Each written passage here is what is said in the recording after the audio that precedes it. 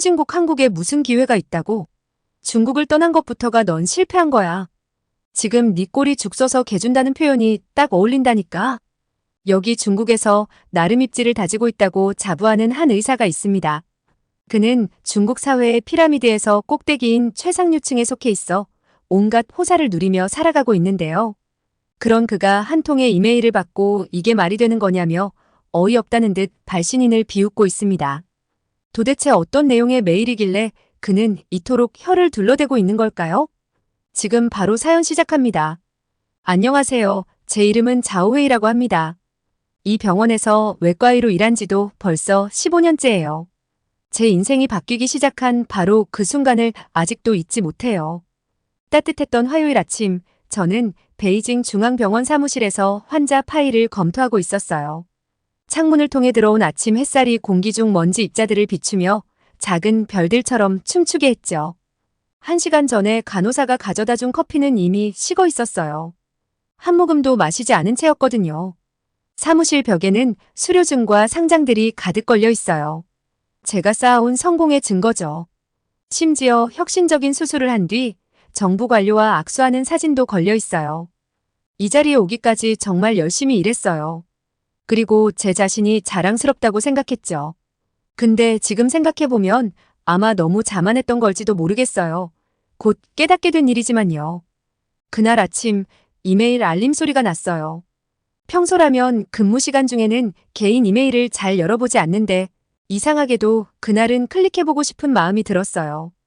발신자의 이름이 눈에 띄었거든요. 샤오링. 의대 시절 친했던 친구인데 몇 년 동안 소식이 끊겼던 사람이에요. 결혼식 초대장.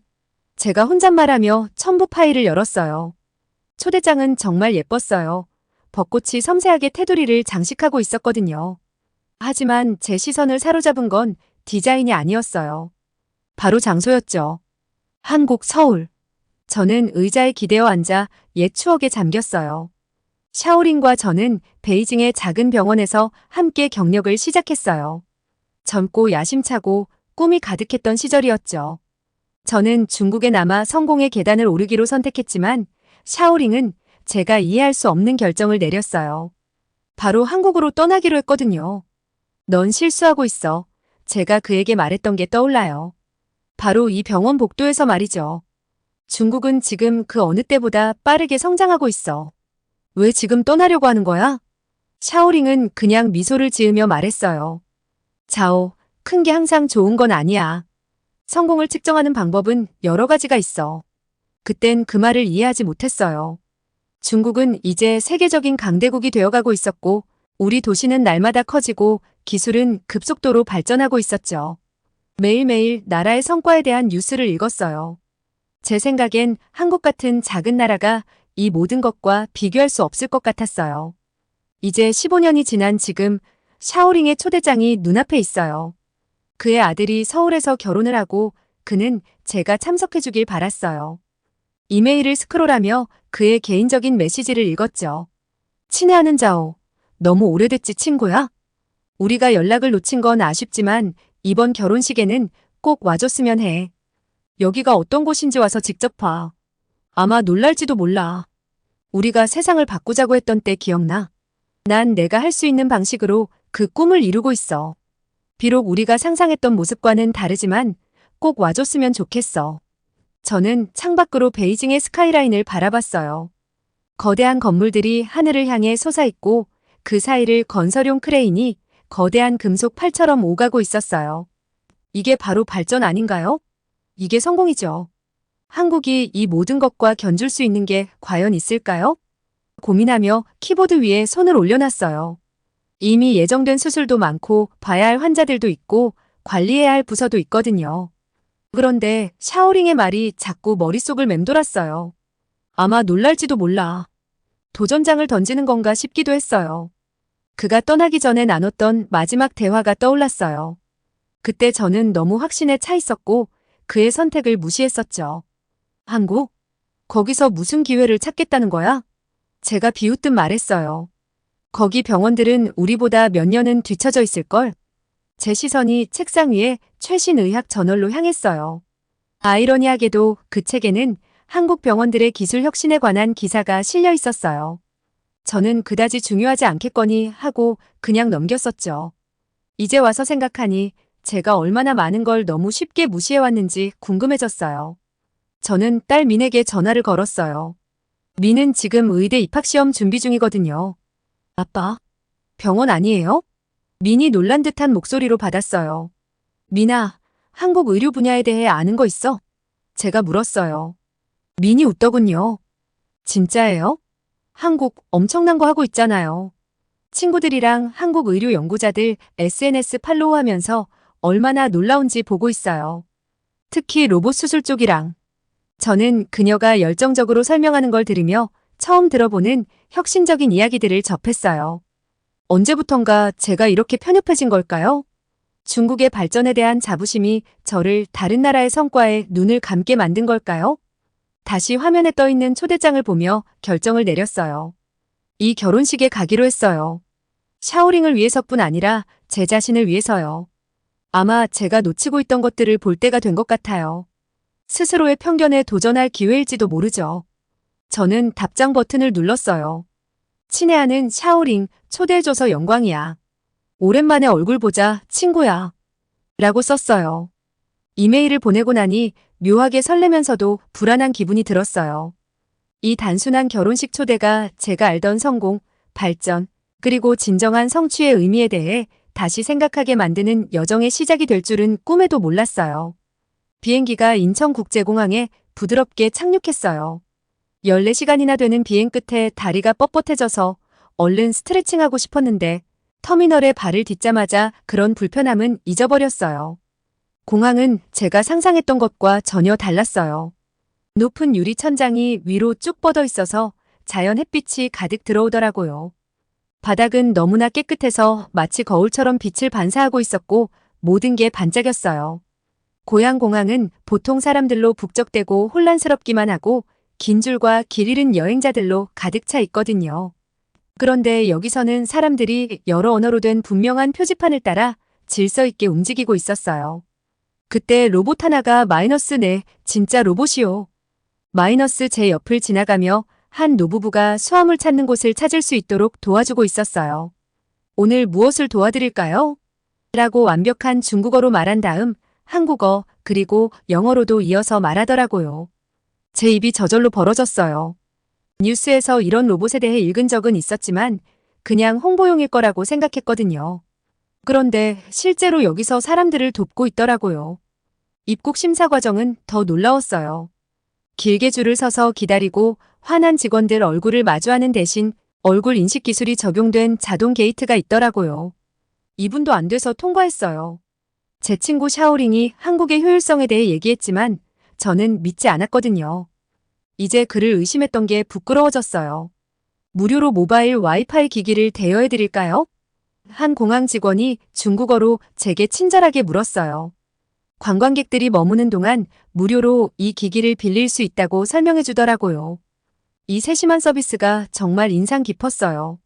방문객들이 편안하고 연결된 느낌을 받도록 얼마나 신경을 쓰는지가 느껴졌거든요. 수화물 찾는 곳에는 각 가방이 언제 도착할지 확히 보여주는 스크린이 있었어요. 제 짐도 정확히 제 시간에 도착했어요. 저도 모르게 중국 공항의 보통 풍경과 비교하게 됐어요.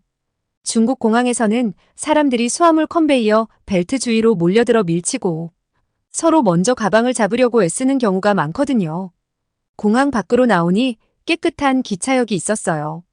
서울로 가는 공항철도가 정확히 시간에 맞춰 도착했어요. 거의 분 단위로 맞춰져 있는 게 놀라울 정도였어요. 기차 안은 너무 조용해서 우리가 움직이고 있는지조차 느끼기 어려웠어요. 창밖으로는 인천 해안가에서부터 서울 외곽으로 이어지는 풍경이 펼쳐졌어요. 가장 인상 깊었던 건 주변이 얼마나 푸르른지였어요. 현대식 건물들 사이사이에 공원과 나무들이 자연의 공간을 만들어주고 있었어요. 중국에서는 빠른 개발을 위해 나무들을 베어내고 건물을 짓는 경우가 많았는데 여기는 개발과 자연 보존을 잘 조화시키고 있다는 느낌을 받았어요. 서울에 가까워질수록 제가 한국에 대해 갖고 있던 고정관념들이 하나씩 무너졌어요. 한국이 중국의 발전을 따라가기 버거워할 거라 생각했었는데 오히려 여기서는 오래된 것과 새로운 것이 조화를 이루는 모습을 볼 수 있었어요. 전통 사찰이 당당하게 현대식 고층 빌딩 옆에 서 있었고, 거리는 넓고 나무가 줄지어 있었어요. 버스와 자전거 전용 차선도 따로 마련돼 있었고요. 특히 눈에 띄었던 건 모든 게 얼마나 질서 정연한지였어요. 자동차가 빨간불에 멈추는 것도 놀라웠어요. 마이너스 중국 도시에서는 늘 기대할 수 있는 일이 아니거든요. 보행자들도 횡단보도에서 차분하게 기다리고 밀치거나 경적을 막 울리는 일도 없었어요. 혼란스러움이 전혀 없더라고요. 공기 상태도 저를 놀라게 했어요. 하늘이 맑고 푸른색이었어요. 많은 중국 도시에서는 점점 보기 힘들어진 하늘이죠. 멀리 산봉우리가 선명하게 보일 정도였고 사람들은 마스크 없이 다니고 있었어요. 고향에서는 마스크를 쓰는 게 일상인데 여기서는 그게 없으니 낯설더라고요. 마침내 서울역에서 내렸을 때 또 하나의 차이를 느꼈어요. 바로 조용함이요. 이렇게 큰 도시 한복판인데도 제가 익숙한 소음이 없더라고요. 외치는 상인도 없고 시끄러운 광고도 없고 끊임없는 공사 소리도 없었어요. 대신 지하철이 도착할 때 울리는 부드러운 종소리와 사람들의 조용한 대화 소리만 들렸어요. 전자 광고판 하나가 제 시선을 끌었어요. 공기질, 온도, 지하철 지연 시간 같은 실시간 정보가 여러 언어로 나오고 있었어요. 그 아래에는 무료로 마실 수 있는 공공식수대도 있었어요. 이런 사소한 부분까지 사람들의 편의를 얼마나 신경 쓰는지 느껴졌어요. 샤오링이 저를 데리러 올 때까지 기다리며 사람들을 지켜봤어요. 깔끔한 정장을 입은 회사원들이 지하철을 향해 바쁘게 걸어가고 젊은 사람들은 카페 앞에서 모여 웃고 이야기하고 있었어요. 나이든 부부들은 근처 공원을 손잡고 산책하고 있었고요. 모두가 편안하고 여유로워 보였고 서로의 공간을 존중하는 모습이 인상 깊었어요. 여러 감정이 교차했어요. 이전에 가졌던 편견이 부끄럽기도 하고 지금 보고 있는 모습에 놀라움과 앞으로 더 알아가고 싶은 호기심이 들었어요. 중국에서 외과 의사로서의 자부심이 저를 다른 나라의 발전을 무시하게 만들었었나 봐요. 하지만 서울역에 서 있는 지금 제가 배워야 할 게 많다는 걸 깨달았어요. 그때 샤오링에게서 문자가 왔어요. 지금 주차하고 있어. 출구 2번에서 만나자. 저는 가방을 챙겨 출구 쪽으로 향했어요. 오랜 친구를 만날 생각에 그리고 이미 제가 알고 있던 모든 걸 바꿔놓고 있느니 나라를 더 알아갈 생각에 가슴이 설렜어요. 샤오링을 만나는 날 아침 심장이 두근두근 뛰었어요. 오래된 친구를 15년 만에 다시 보게 된 건데 혹시 알아볼 수나 있을까 하는 생각이 들더라고요. 우리는 서울 강남에 있는 작은 카페에서 만나기로 했어요. 거리로 나와서 아침 햇살에 반짝이는 현대적인 유리 건물들을 보면서 휴대폰으로 주소를 다시 한번 확인했어요. 커피숍 창문 너머로 바로 그를 알아볼 수 있었어요. 샤오링은 예전 그대로였어요. 여전히 친근한 미소와 다정한 눈을 가진 모습이었죠. 다만 관자놀이 쪽 머리가 약간 회색으로 변했더라고요. 그가 저를 보자마자 자리에서 벌떡 일어나 밖으로 달려나와서 저를 꽉 껴안았어요. 짜오, 드디어 왔구나. 라며 등을 두드리며 반가워했죠. 우리는 그의 테이블에 앉았고 저는 그가 훨씬 편안해 보인다는 걸 바로 느꼈어요. 중국에서 같이 일할 때의 샤오링은 늘 어깨에 힘이 잔뜩 들어가 있는 긴장된 모습이었거든요. 그런데 지금의 샤오링은 훨씬 여유 있고 자신감에 찬 모습이었어요. 그는 능숙한 한국어로 우리 둘 다 커피를 주문했는데 젊은 바리스타와 농담을 주고받는 걸 보니 이곳에서 꽤 익숙한 사람인 것 같았어요. 너 건설회사 한다면서? 제가 물어봤어요. 솔직히 아직도 믿기지가 않아서요. 중국에서 샤오링은 저처럼 의류 보조였거든요. 완전히 다른 분야에서 성공했다는 게 도저히 상상이 안 갔어요. 샤오링은 고개를 끄덕이며 태블릿을 꺼내 사진을 보여주기 시작했어요. 처음엔 소규모로 시작했어 라며 설명하더라고요. 처음 한국에 왔을 땐 건설 현장에서 막노동을 했지. 월급도 좋았고 모든 게 체계적이고 안전관리도 철저하더라고.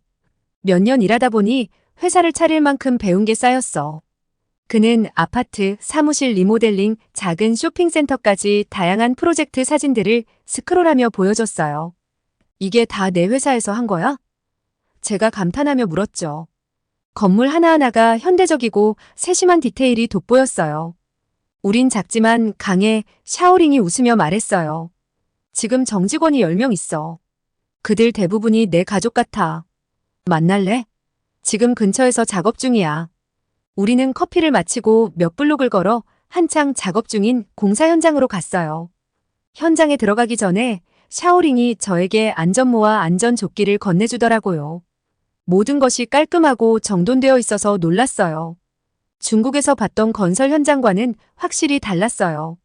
작업자들이 각자 해야 할 일을 명확히 알고 의욕적으로 움직이고 있었어요. 샤오링은 저를 그의 팀원들에게 소개했어요. 놀랍게도 팀원들은 한국인과 중국인들이 섞여 있었고 서로 조화를 이루며 일하고 있었어요. 한국어와 중국어를 섞어가며 소통하는 모습이 자연스러웠고 웃음과 농담도 오가더라고요. 한 작업자는 다른 작업자에게 한국어 단어를 가르쳐주고 있었고 또 다른 사람들은 집에서 싸온 도시락을 나눠 먹고 있었어요. 이거 봐, 샤오링이 자랑스러운 듯 저를 창문을 설치 중인 작업자들 쪽으로 데려갔어요. 그들은 레이저 레벨을 사용해 완벽하게 정렬을 맞추고 측정을 반복해서 확인하고 있었어요. 한국에서는 일할 때 서두르지 않아. 품질이 항상 우선이지. 그날 오후 샤오링은 저를 조용한 동네에 있는 그의 집으로 데려갔어요. 집은 크진 않았지만 아늑하고 잘 정돈된 느낌이었어요. 중국에서 내성적이었던 그의 아내도 많이 변했더라고요. 지역 사회센터에서 한국어 교사로 일하고 있는데 일에 대해 자신감 있게 이야기하는 모습이 인상적이었어요. 아이들이 학교에서 돌아왔을 때도 볼 수 있었어요.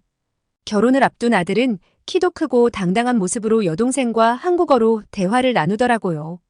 저를 보고는 중국어로 공손하게 인사했는데 강한 한국어 억양이 느껴졌어요. 얘네들은 여기서 자랐어. 샤오링이 설명했어요. 이제는 한국 사람이라고 느끼는 게 더 자연스러운가 봐. 저녁 식사 자리에서 샤오링은 그의 이야기를 더 많이 들려줬어요. 처음엔 쉽지 않았어 라며 고백했어요. 언어도 배우고 문화도 이해하고 맨 땅에서 시작했거든. 수많은 밤을 내가 잘못된 선택을 한 건 아닐까 고민했어. 그런데 봐, 지금 우리가 이렇게 있잖아. 내 아이들은 내가 꿈꾸지도 못한 기회를 얻었고, 아들은 훌륭한 한국 여자와 결혼을 앞두고 있고, 딸은 서울대에서 공학을 공부하고 있어. 저는 그의 식당을 둘러보며 가족 사진이 걸려있는 벽을 바라봤어요. 그 벽엔 프로젝트 완공을 축하하는 샤오링과 그의 팀 사진들, 한국 학교 교복을 입은 아이들, 그리고 한국 곳곳을 여행한 가족 사진들이 가득했어요. 지역 상공회에서 상을 받는 샤오링의 사진도 걸려 있었죠. 샤오링은 계속해서 이야기했어요. 가장 좋은 건 우리가 여기서 받는 존중이야. 돈이 얼마나 있느냐, 어디 출신이냐가 중요한 게 아니야. 열심히 일하고 다른 사람들을 배려하면 좋은 삶을 만들 수 있어. 우리 직원들은 정당한 급여를 받고 휴일도 있고 보험도 확실해. 아플 땐 걱정 없이 쉴 수 있지. 밤이 깊어갈수록 저는 예상치 못한 감정이 들기 시작했어요. 그날 저녁은 평소와 다름없는 저녁 식사처럼 시작됐지만 그 경험은 제 한국에 대한 시각을 완전히 바꿔놓게 될 거였어요. 샤오링이 서울의 한 전통적인 한국 바비큐 식당으로 우리를 안내했거든요. 숯불에 고기가 구워지는 냄새가 가득 차 있었고 양념된 소고기가 지글지글 익어가는 소리에 입안에 군침이 돌았어요. 테이블에는 샤오링의 동료들이 둘러앉아 있었는데 그의 건설회사에서 일하는 한국과 중국 직원들이 섞여 있었어요. 저는 사람들이 서로 고기를 구워서 나눠주는 모습을 신기하게 바라봤어요. 젊은 한국인 매니저 진호 씨가 은색 집게로 고기를 하나하나 정성스럽게 뒤집으며 완벽하게 익은 고기를 다른 사람들에게 먼저 건네주더라고요. 이건 제가 알던 상사의 모습이 아니었어요. 중국에서는 상사들이 직원들과 같이 식사하는 경우도 드물고 음식을 직접 서빙해주는 일은 더더욱 없거든요. 제 맞은편에는 샤오링의 회사에서 5년째 일하고 있는 중국인 직원 첸 씨가 앉아 있었어요. 그의 한국어 실력이 너무 완벽해서 처음엔 그가 한국인인 줄 알았어요. 그는 한국어와 중국어를 자연스럽게 오가며 대화를 번역해주고 농담을 던져서 분위기를 화기애애하게 만들었어요. 그가 자신감 넘치고 여유로운 모습으로 자리를 즐기는 걸 보면서 저도 모르게 눈길이 갔어요. 첸 씨, 제가 완벽하게 구워진 소고기를 한 입 베어 물며 말했어요. 한국어 정말 대단하네요. 이 정도 실력이면 중국에 돌아가서도 돈을 많이 벌 수 있을 텐데요. 누가 지금 받는 월급의 2배를 준다고 하면 돌아갈 생각은 없나요? 잠시 동안 테이블이 조용해졌어요. 그러더니 첸 씨가 갑자기 크게 웃음을 터뜨리더라고요. 그의 진심 어린 웃음소리에 눈가에 주름이 잔뜩 생겼어요. 2배요? 3배는 줘야 할걸요. 그 정도로는 부족해요. 저는 거의 음식을 목에 걸릴 뻔했어요. 3배요? 그런데 왜요? 그렇게 많은 돈을 포기하는 거예요? 첸 씨가 젓가락을 내려놓고 진지하게 저를 바라봤어요. 자오 박사님, 제 한국 생활에 대해 좀 말씀드릴게요. 매일 아침 제 아파트에서 눈을 떠요. 크지는 않지만 깔끔하고 현대적이고 안전한 동네에 있어요. 제 딸은 2블록 떨어진 좋은 공립학교에 다니고 있어요. 그곳 선생님들은 그녀가 중국인이라고 해도 존중해주죠. 그는 계속해서 말했어요. 직장에서는 안전규칙이 철저하게 지켜져요. 상사라 해도 예외는 없죠. 그는 미소 짓고 있는 샤오링을 가리키며 고개를 끄덕였어요. 무언가 안전하지 않으면 바로 작업을 중단해요. 아무도 질문하지 않아요. 중국에서는 그런 환경을 찾기 어렵죠. 또 다른 직원인 한국인 현장 감독 박 씨가 말에 끼어들었어요. 첸 씨는 지금 우리 회사 최고의 프로젝트 매니저 중 한 명이에요. 그의 실력 때문에 승진한 거지 인맥이나 국적 때문이 아니에요. 저는 음식을 먹다 말고 멍하니 앉아 첸 씨의 일상을 듣고 있었어요. 그는 주말에 가족과 함께 서울 공원에 가는 이야기, 딸의 태권도 수업 이야기, 그리고 좋은 병원에서 정기적으로 건강검진을 받을 수 있다는 이야기를 했어요. 가장 좋은 점이 뭔지 아세요? 그가 말했어요. 거의 매일 저녁 가족과 함께 저녁 식사를 할 수 있어요. 여기서는 근무 시간이 합리적이에요. 그래도 중국이 그리울 때가 있지 않나요? 저는 여전히 이해가 잘 안 된다는 듯이 물었어요. 중국도 이제 기회가 넘쳐나잖아요. 첸 씨는 인자하게 미소를 지었어요. 자오 박사님, 기회라는 게 꼭 돈만으로 평가되는 건 아니에요. 어제 딸 학교에서 애들이 그녀를 중국인이라고 놀렸어요. 그때 학교 선생님이 바로 저한테 연락해서 반 전체에게 존중에 대해 진지하게 이야기해 주셨고 그 덕분에 지금 그 아이들이 제 딸의 가장 친한 친구가 됐어요. 그런 존중과 문제 해결 방식, 그게 여기서 누리는 좋은 삶이죠. 저녁이 계속되면서 제가 미처 보지 못했던 세세한 것들이 눈에 들어오기 시작했어요.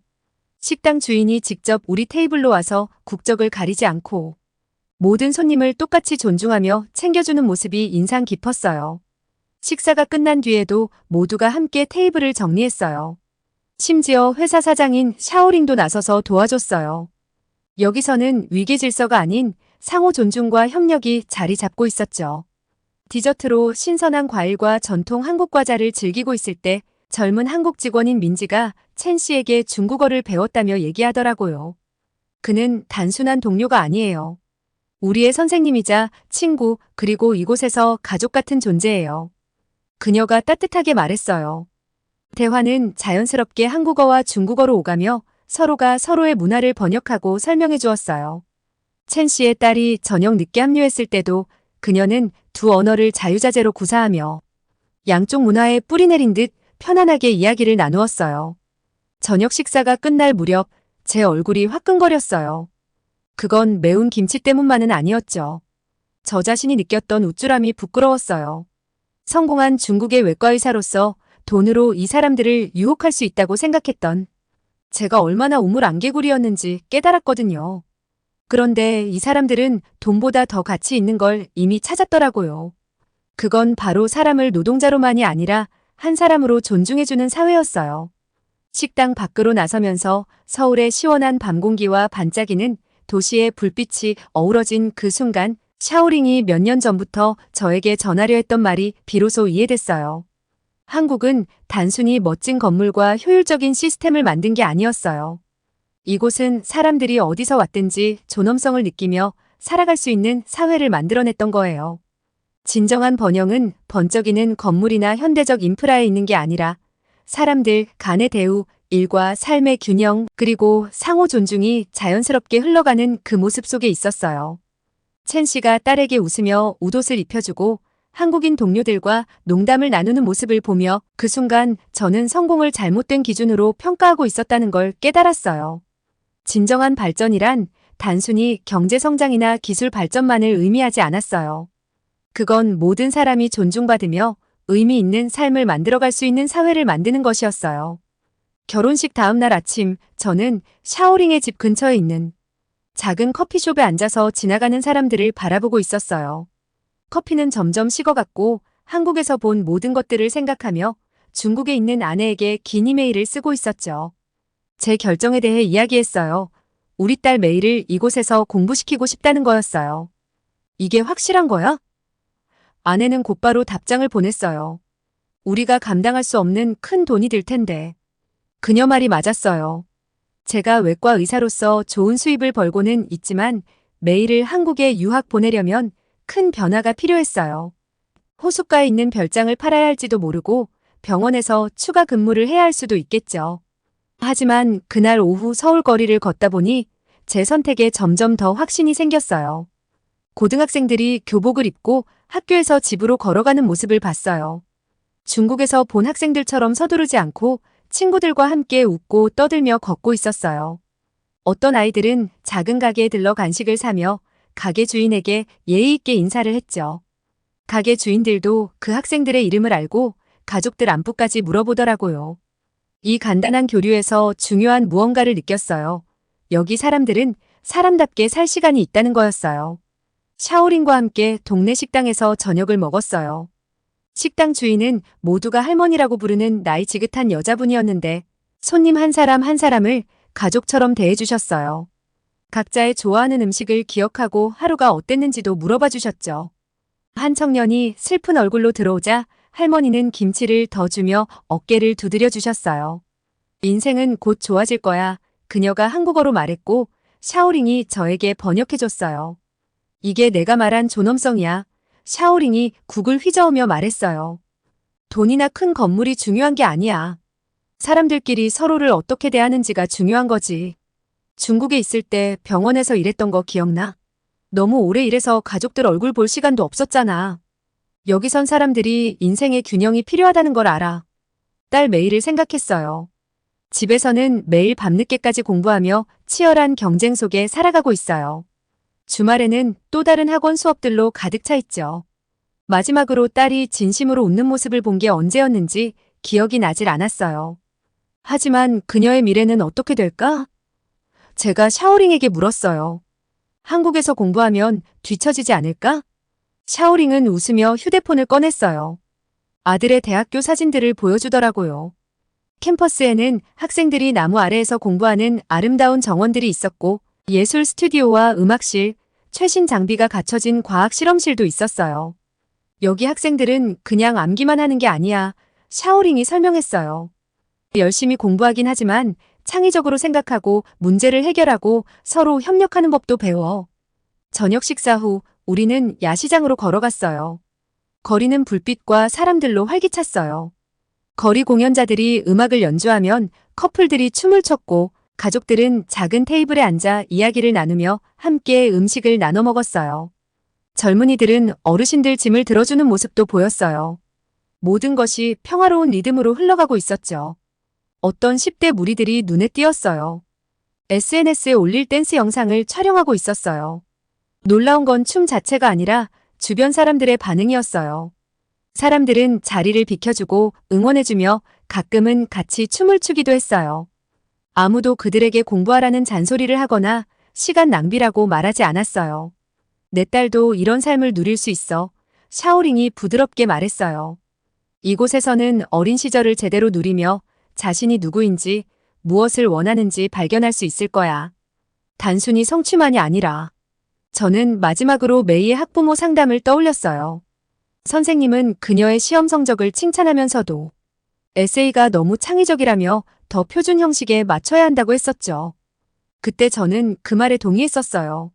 하지만 지금 이렇게 한국의 10대들이 자유롭게 자기 표현을 하는 모습을 보니 우리가 메이의 꿈을 얼마나 깎아냈는지 문득 생각하게 됐어요. 그날 밤 메이에게 영상 통화를 걸었어요. 처음으로 딸의 얼굴을 제대로 봤어요. 눈 밑에 짙은 다크서클과 피곤해 보이는 미소가 보였어요. 한국에서 공부해보는 건 어때? 제가 물었죠. 메이는 눈이 동그래졌어요. 진짜예요, 아빠. 한국 교육이 별로라고 하셨잖아요. 내가 틀렸었어. 제가 인정했어요. 여기서 많이 배웠어. 사진 좀 볼래? 제가 찍은 사진들을 보여줬어요. 깨끗한 거리, 평화로운 공원, 웃고 있는 학생들. 그러자 메이의 표정이 조금씩 달라지더라고요. 희망, 흥미, 설렘 같은 감정이 보였어요. 하지만 아빠는 제가 아빠처럼 외과 의사가 되길 원하셨잖아요. 그녀가 조심스럽게 물었어요.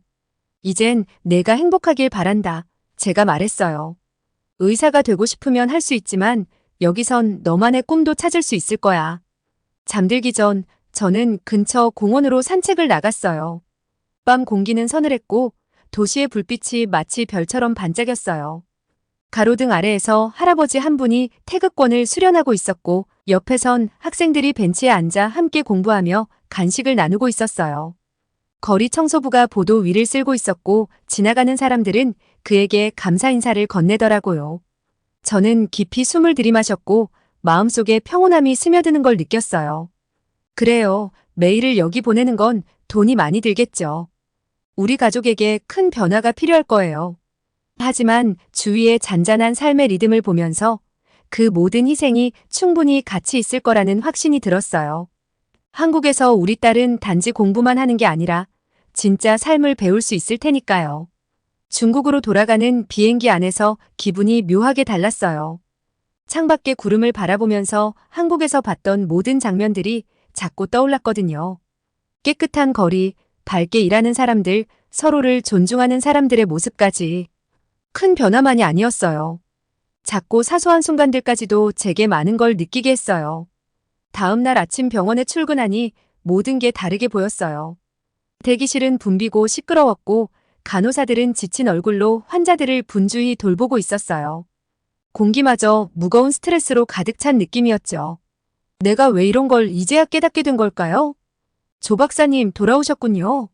젊은 간호사 장웨이가 높게 쌓인 파일 더미를 들고 저에게 인사를 했어요. 그녀가 파일을 들고 제대로 앞을 보지 못할 정도로 많았죠. 저는 아무 생각 없이 그 파일의 절반을 들어줬어요. 제가 도와줄게요. 제가 말하자 그녀는 깜짝 놀란 얼굴로 저를 쳐다봤어요. 제가 이런 일을 하는 걸 본 적이 없었거든요. 그 작은 순간이 제게 한국이 얼마나 저를 바꿨는지를 깨닫게 했어요. 그날 오후 병원 경영진과 회의를 소집했어요. 앞에 서서 깊이 숨을 들이마시고 말했어요. 제가 한국에서 보고 온 걸 말씀드리고 싶습니다. 한국에서 방문했던 병원들 이야기를 전하면서 의사부터 청소 직원까지 모두가 서로를 존중하는 모습이 환자들에게도 더 나은 의료 서비스를 제공하는데 어떻게 기여했는지 설명했어요. 몇몇 동료들은 눈을 돌리며 무시하는 듯한 반응을 보였어요. 그건 한국이니까 가능한 일이죠. 누군가가 말했어요. 여기는 달라요. 그런 건 여기서 안 통할 겁니다. 그런데 왜 안 되죠? 제가 반문했어요. 10년 전만 해도 중국에서 많은 일이 불가능하다고 여겼잖아요. 그런데 지금은 얼마나 발전했는지 보세요. 우리 병원도 더 나은 일터로 만들 수 있지 않겠습니까? 저는 작은 변화부터 시작했어요. 먼저 우리 부서 모든 직원들이 점심시간을 제대로 보장받도록 했어요. 간단해 보이지만 많은 직원들이 그동안 책상에서 일을 하면서 급히 식사를 때우고 있었거든요. 편안한 의자와 정수기가 있는 휴게실을 마련했어요. 화려하지는 않지만 직원들의 편의를 생각한다는 메시지를 전달하는 데 충분했죠. 그 다음으로 저는 주니어 직원들의 목소리를 더 많이 듣기 시작했어요. 매주 금요일에 누구든지 아이디어나 걱정을 이야기할 수 있는 오픈 미팅을 열었죠. 처음에는 모두들 눈치를 보며 말하기를 망설였어요. 중국에서는 권위를 존중하고 윗사람에게 질문하지 않는 걸 당연하게 여기니까요. 하지만 점차 분위기가 바뀌었어요. 한 젊은 의사가 환자 대기 시간을 줄이기 위해 예약 시스템을 재조정하자고 제안했어요. 청소부 한 분은 노인 환자들이 병원을 더 편하게 이용할 수 있는 방법을 알려줬고요. 이런 훌륭한 아이디어들은 제가 직접 듣지 않았더라면 놓쳤을지도 몰라요. 우리의 변화에 대한 소문이 다른 부서로 퍼졌어요. 어떤 의사들은 비웃으면서 말했죠. 조 박사님, 한국 갔다 오더니 마음이 약해지셨나 보네. 하지만 결과에 대해서는 아무도 반박하지 못했어요. 환자 만족도는 올랐고 직원들의 이직률은 줄어들었어요. 심지어 의료 성과까지도 좋아졌어요. 행복하고 잘 쉬는 의사들이 실수를 덜 하니까요. 의료학회에서도 우리가 배운 것들을 강연하기 시작했어요. 한국을 그대로 따라하는 게 아닙니다. 제가 말했어요. 그들의 성공에서 배워서 우리만의 방식으로 사람들의 존엄을 존중하는 방법을 찾는 겁니다. 딸도 제 변화를 느낀 것 같았어요. 어느 날 저녁 식사를 하다가 딸이 말했죠. 아빠, 한국 다녀오고 나서 더 행복해 보이세요. 저는 웃으며 답했어요. 거기서 중요한 걸 배웠어. 성공이란 단지 더 크고 더 부유해지는 게 아니야. 사람들이 머물고 싶어하고 가치를 인정받는 곳을 만드는 게 진정한 성공이지. 그때 저는 딸의 유학 계획을 이야기했어요. 한국에서 공부해보는 건 어떻겠니? 딸의 눈이 반짝였어요. 정말요? 아빠는 항상 중국이 모든 면에서 최고라고 하셨잖아요. 내가 틀렸었어. 제가 인정했어요. 가끔 우리가 할 수 있는 최고의 일은 다른 이들에게 배우는 거야. 한국이 그걸 가르쳐줬단다. 그 후 1년 동안 저는 샤오린과 함께 딸의 유학 준비를 했어요. 비용도 많이 들고 딸이 곁에 없으면 많이 그리울 게 뻔했지만 이게 옳은 선택이라는 확신이 들었어요.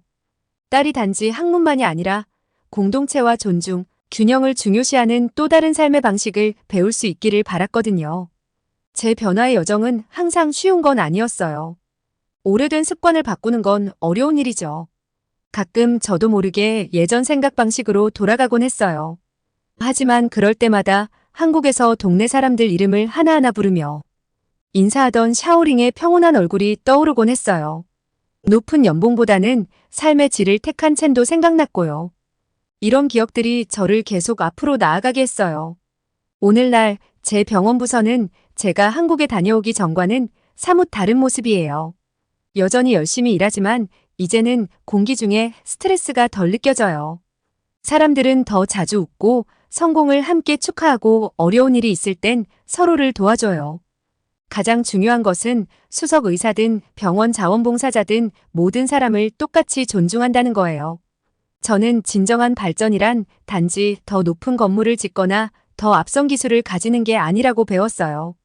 사람들 스스로가 존중받고 가치를 인정받는 사회를 만드는 것, 우리가 다른 사람들에게서 배우는 것을 주저하지 않는 것, 이게 진정한 발전이라는 교훈을 한국에서 배웠어요. 이 교훈이 제가 중국에서 남기고 싶은 유산입니다.